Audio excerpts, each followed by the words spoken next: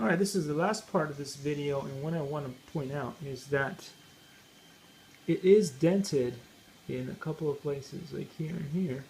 I hope that does not affect the performance. Probably shouldn't. I've turned this part here. It feels nice and relatively strong as well as loose.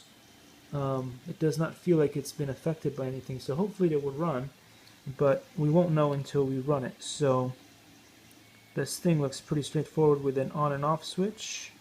It has the fan and the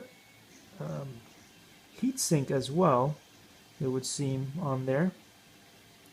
It says it definitely takes LiPos 2 and 3S apparently, and that's good because I think I have 3S, and if it didn't take 3S then I would be in big trouble. But anyway, we'll try to put this inside the Yokomo and we'll see what happens. Likey